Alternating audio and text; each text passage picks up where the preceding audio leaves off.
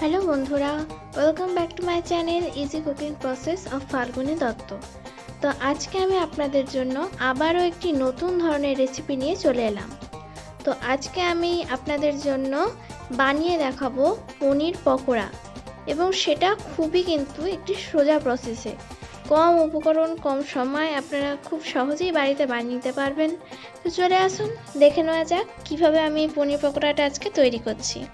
তো আজ আমার এই রেসিপিটা তৈরি করবার জন্য আমি নিয়ে নিয়েছি 250 গ্রাম পনির এবং 1 ইঞ্চি সাইজের দুটো আদা, সেটা কিন্তু আমি এভাবে কেটে নিয়েছি।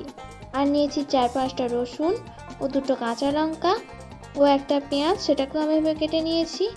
আর নিয়েছি 2 চামচ ধনে পাতা। এবার এই সব উপকরণগুলো একসঙ্গে আমি মিক্সার গ্রাইন্ডারে বেটে নেব। এবার আমি ভাজবার জন্য নিয়ে নেব পরিমাণ মতো বেসন, দেব আন্দাজ মতো নুন, আর এখানে আমি দিয়ে দিয়েছি 1/2 চামচ মতো বেকিং সোডা। তো এবার আমি এর মধ্যে অ্যাড করব আমার বেটে রাখা মশলা। আমি পুরোটা এর মধ্যে দেব না, 4 চামচ মতো এখন আমি এর মধ্যে দিলাম, বাকি মশলা আমার অন্য রান্নায় কাজে লাগবে। এবার আমি এর মধ্যে অল্প অল্প করে জল দেব এবং এটাকে মেখে নেব। এটা খুব পাতলাও করা যাবে না এবং খুব ঘনও করা যাবে না, মাঝামাঝি একটা অবস্থায় মেখে নেব আমি এটাকে জল দিয়ে। তো এবার এর মধ্যে আমি অ্যাড করে দেবো 1/2 চামচ মতো জিরে গুঁড়ো। আমার ডোটা কিন্তু এবার মাখা কমপ্লিট হয়ে গেছে। এবার আমি ভাজবার জন্য কড়াইয়ে তেল গরম করে নেব।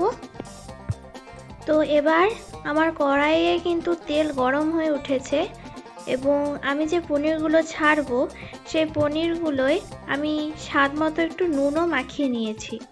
আমার যেহেতু তেল গরম, তাই এবার আমি ওই ডোয়ের সঙ্গে পনিরটা মাখিয়ে এর মধ্যে এক এক করে ছেড়ে দেবো।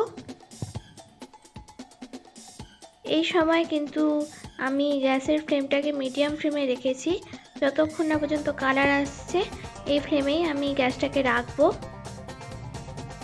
তো এবার কিন্তু আমার পকোড়া পুরোপুরি ভাজা তৈরি, আমার একটা সুন্দর কালার চলে এসছে এর মধ্যে। এবার কিন্তু আমি এক এক করে তুলে নিচ্ছি এই প্লেটে। তো এবার কিন্তু আমি এই পকোড়াগুলোকে সুন্দরভাবে পরিবেশন করে নিয়েছি। এটা দেখতে কতটা সুন্দর লাগছে আপনারা দেখতেই পাচ্ছেন, এবং এর ভেতরটা কতটা সফট হয়েছে সেটা আমি আপনাকে একটু ভেঙে দেখাচ্ছি। দেখুন ভেতরে কতটা সফটনেস এসছে এবং কি সুন্দরভাবে ভাজাটা হয়েছে।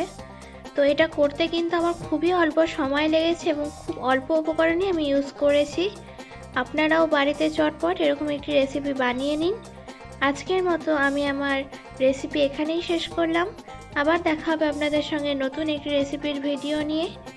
এবং আমার এই ভিডিওটিকে যদি ভালো লেগে থাকে তাহলে প্লিজ আমার চ্যানেলটিকে সাবস্ক্রাইব করবেন এবং পাশে থাকা বেল আইকনটিকে প্রেস করে দেবেন, যাতে আমার ছাড়া নতুন ভিডিও নোটিফিকেশান আপনাদের কাছে সবার আগে এসে পৌঁছয়। এবং আমার ভিডিওটিতে লাইক, কমেন্ট ও শেয়ার অবশ্যই করবেন।